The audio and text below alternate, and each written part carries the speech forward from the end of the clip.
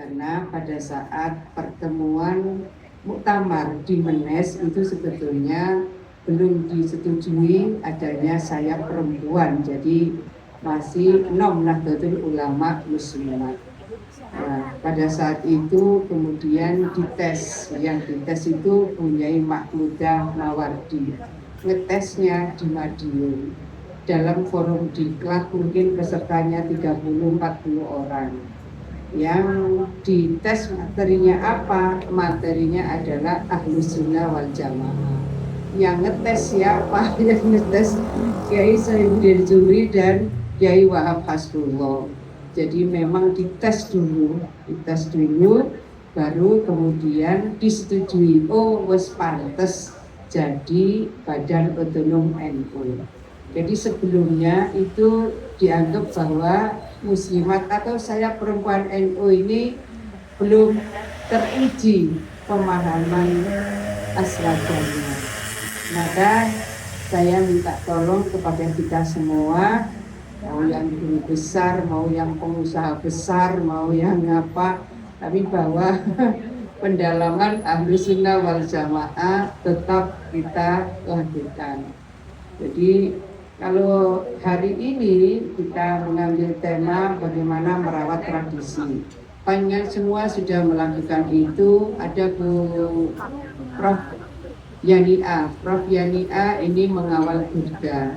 Nanti ada yang mengawal sebentar. Selain Burda yang sudah rutin apa? Ada tafsir ya. Ada tafsir. Kemudian kemarin itu ada lagi manakib. Saya minta tolong ini dijaga betul, dan pada malam 25 Ramadan kemarin sebetulnya secara informal Habib Ahmad itu mendapatkan isyarah kalau semacam ijazah Dalailul Khairat. Di antara panjang semua sudah sangat banyak yang mengamalkan dalail. Bunyai Anwar Iskandar itu termasuk yang Bunyai Nur dan sangat banyak di antara panjenengan juga sudah mengamalkan dalail. Nah, cuma rupanya ada yang tiba-tiba sowan ke Habib Ahmad minta diijazah ulang. Kata Habib Ahmad, apa itu dalail itu?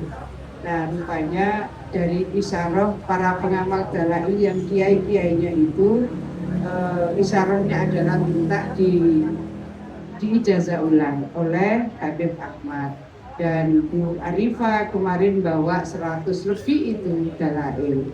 Jadi bagi panjenengan yang mungkin belum mengamalkan dan ingin, itu kan wirid harian yang cukup panjang kalau diambil dari awal masuk di hari Seninnya. Maka kalau kita banyak di pesantren itu kemudian diambil seminggu sekali. Tapi kalau menurut Habib Ahmad ya afdolnya itu tiap hari karena memang wirid harian. Jadi ada Bunyai Nur Hayati, saya tadi sudah matur nuwun sangat. Nanti khidmat akan menjadi inisiator dan leading sektor dari proses untuk merawat tradisi ini. Merawat tradisi ini yang kuat Saudara Dr. Romla. Matur nuwun sangat. Bu Romla ini menguatkan kita pada pengamalan salat hajat 100 rakaat. Bagaimana kemudian ini juga bisa ditularkan ke PW-PW yang lain. Jadi ini yang memang harus kita jaga, merawat tradisi ini apa saja. Saya rasa apa yang sudah menjadi bagian dari amalan kita. Besok malam ya, kalau nggak besok malam ya Sabtu pagi, itu ada Gubernur Samarkand ke Surabaya. Artinya Gubernur Samarkand ini kan traknya kalau di Wali Songo itu Syekh Maulana Malik Ibrahim. Jadi akan ke Gresik, kemudian rencana akan ada MOU dengan beberapa perguruan tinggi NU di Jawa Timur, kemudian MOU dengan gubernur.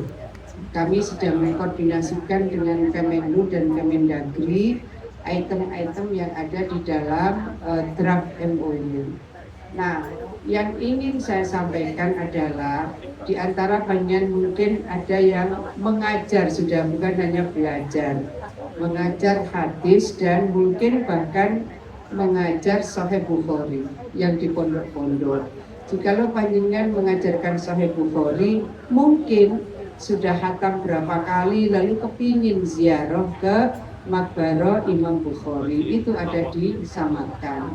Besok Gubernur Samarkand insya Allah datang ke Surabaya dulu, dari Surabaya kemudian beliau baru akan ke Jakarta 6 dan 7, sudah habis itu kembali. Yang ingin saya sampaikan adalah ketika misalnya Prof Yani nggak ada yang, ketika misalnya kita ke Alexandria kemudian kita ziarah ke Imam Busiri. Pada posisi seperti itu kan penguatan bagi kita semua, mungkin tidak semuanya sempat menghatamkan ya, sekali lalaran itu kan paling cepat 1,5 jam kalau kita mau lalar 3. Nah, ada juga yang itu sebetulnya proses yang dilakukan dan dialami kemudian diterapkan oleh Habib Ahmad. Jadi pada saat beliau ziarah ke Makbaro Imam Busiri di Alexandria, kemudian beliau dalam hati menyampaikan kepada Imam Busiri, para bunyai, para gubsar, ini makomnya memang begitu ya. Jadi kemudian beliau berdialog, kalau setebal ini burdah siapa yang bisa rutin menghatamkan. Kemudian menurut Habib Ahmad, ya pokoknya isyarah udah beliau itu diminta mengambil pulpen, kemudian diminta buka itu burda, pulpen itu jalan sendiri dan itu disaksikan oleh jamaah yang sedang ziarah bersama beliau. Maka kemudian ada 2 pasal yang di situ hilang. Nah, ada 2 pasal yang di situ hilang. Nah, kemudian beliau sempat dipanggil oleh, katanya beliau mungkin 40-an habaib di Jakarta. Kok berani-beraninya gitu? Iya, saya berani karena saya bertemu langsung dan ini isyarah langsung dari Imam Busiri. Lalu mencetaknya itu juga hijau persis yang cetakan kita. Jadi ada sekretarisnya Habib Ahmad atau siapa itu Pak Uji mencetak tapi tidak persis yang kita cetak. Jadi menurut Habib Ahmad yang warnanya hijau seperti yang mungkin ada yang dapat, ada yang tidak dapat, itu yang persis yang kita cetak. Hijaunya seperti itu. Nah, saya sudah izin lagi, Habib apa boleh ini saya cetak? Beliau bilang iya, silahkan. Nah, jadi menurut saya apa yang kita sebenarnya menjadi bagian dari merawat tradisi, monggo. Mungkin di antara saya ini takut Muyai Segoro, di antara para punyai-punyai ini semua ada yang biasa mengamalkan puasa di Ayyamul Bid. Kalau yang biasa mengamalkan Ayyamul Bid bisa mulai hari ini, bisa mulai besok. Tapi kalau saya melihat bulan itu sudah mulai hari ini. Karena tadi malam bulannya kok sudah hampir penuh ya. Kalau kita yang puasanya itu dimulai Kamis dan kita Idul Fitrinya jatuh hari Sabtu, sepertinya besok mulai. Tapi kalau dilihat bulan sepertinya hari ini sudah mulai. Artinya begini, mau dimulai hari ini, mau dimulai hari besok, kalau yang belum lebih baik dimulai. Lebih baik dimulai. Ayyamul Bid ini di internal PP Muslimat dan Muslimat secara keseluruhan tidak terlalu populer. Padahal itu salah satu amalan yang Rasulullah tidak pernah meninggalkan. Sama halnya kalau saya mohon maaf, sholat witir. Suatu saat Syekh Fadil itu biasanya kalau sudah jam 10 sampai jam 12 itu antara berlima, bertujuh itu kita diskusinya bisa dalam sekali. Jadi beliau suatu saat ini di Jakarta karena poskonya Syekh Abdul Qadir Jailani itu di Jakarta. Setelah sholat Isya, kemudian mereka mengajak sholat witir. Beliau ngajak. Banyak jamaah yang kemudian bertanya, kenapa kita sholat witir? Oh, di antara amalan Rasulullah yang tidak pernah ditinggalkan itu sholat witir, itu nyambung ke Isya. Jadi nanti qiyamul lailnya sudah tidak witir lagi. Dan beliau kemudian menyampaikan, ini turasnya, ini bunyinya. Nah, pada posisi-posisi seperti ini, kalau saya menyebut merawat tradisi, ini bagian dari berbagai amalan yang ini bunyi-bunyi semua sudah luar biasa. Saya ingin menyampaikan bahwa ada hal yang tidak terlalu populer, itu puasa Ayyamul Bid. Di muslimat ini nggak terlalu populer. Selain Kemis mah biasa. Tapi bahwa 3 hari ini yang Rasulullah tidak pernah tinggalkan dan pahalanya sama dengan puasa setahun. Oleh karena itu yang hari ini belum memulai, daripada tidak besok dimulai. Sebetulnya jatuhnya itu besok kalau puasa kita hari Kamis. Kalau lebarannya 1 Syawalnya jatuh hari Sabtu itu besok. Tapi karena saya melihat rembulan ini kok sudah hampir bulat, wah ini kayaknya besoknya itu hari ini tadi. Kalau menurut saya 13, 14 dan 15 di setiap bulan Hijriah. Jadi supaya kita bermuslimat ini ada hal yang akan terus bisa menambahkan bagaimana sebetulnya amalan-amalan kita makin insya Allah makin mendekatkan dari harapan kita semua, kita menuju ridhonya Allah, menuju surganya Allah. Amin. Ini banyak guru besar semua yang saya hormati, jadi saya mohon maaf. Nah, hari ini ketika kita sudah menyebut merawat tradisi, kemudian bagaimana kita menguatkan kemandirian.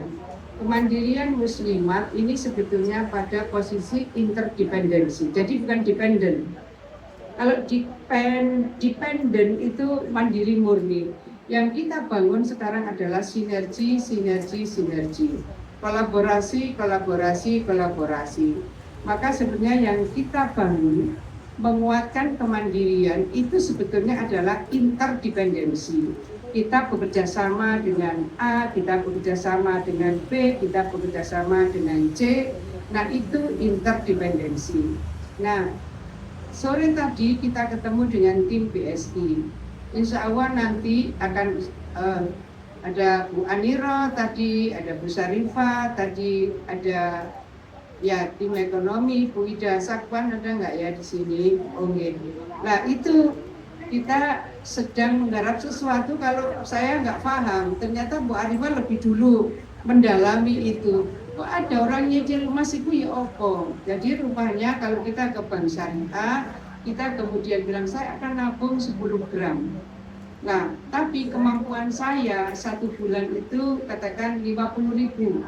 Ya 50.000 dengan harga hari itu gitu. Kalau nanti emasnya naik, tetap kita membayar harga hari itu, karena kalau kita sudah punya perjanjian dengan BSI, kita katakan saya akan nabung untuk 10 gram, hari ini saya punya uang 50.000, bulan depan 50.000, saya akan mencicil sampai tahun 2030, tapi harganya itu harga hari ini gitu. Harga hari ini, tapi kita baru akan mendapatkan total itu di 2030. Kalau nanti sudah dapat senilai 2 gram, itu sudah bisa dicetak. Jadi tidak nunggu 10 gram, 2 gram sudah bisa dicetak. Kalau menurut saya BSI ini akan menjadi alternatif bagi kita untuk bisa membangun sinergi. Saya sebut sinergi kolaborasi. Belum lagi ada program untuk haji dan umroh. Jadi nanti kemungkinan insya Allah tanggal 11 April ini kita akan tanda tangan MOU. Setelah itu baru akan penandatanganan perjanjian kerjasama. Jadi hal-hal yang bisa memberikan ruang bagi kita. Jadi kalau saya, ibu semua yang saya hormati, saya itu lebih senang kalau anggota atau warga kita itu mendapatkan manfaat dari organisasi ini. Jadi bahwa itu nanti ada mungkin ada katakan profit atau apa untuk organisasi itu nanti, tapi bahwa pastikan anggota ini mendapatkan manfaat lebih dulu. Jadi saya ingin menyampaikan menguatkan kemandirian tidak berarti muslimat mandiri itu apa dia betul-betul independen, tidak begitu. Dia bukan independen tapi interdependensi. Dia membangun sinergi, dia membangun kolaborasi. Maka semua yang punya ruang berjejaring mohon bisa dikuatkan jejaring itu. Jadi apa yang bisa kita lihat sekarang ini, ada asosiasi profesor sedang diurus ini. Bu Prof Nihaya sedang ngurus, nanti Prof Sururin insya Allah tanggal 11 mudah-mudahan ini akan menjadi bagian dari penguatan peran asosiasi profesor perempuan muslimat NU. Insya Allah kita sedang ngurus untuk MURI. Jadi nanti akan ada MURI untuk asosiasi profesor muslimat NU. Ini bukan MURI-nya, tetapi bahwa ada tapakan sejarah. Ada tapakan sejarah yang diinisiasi oleh muslimat NU. Di NU profesornya banyak. Ibu Ketua PP Muslimat sudah menyampaikan waktu peresmian kantor muslimat di Ponorogo. Katanya kalau NU mau gabung juga silakan loh. Kalau NU mau gabung apa di Jilbab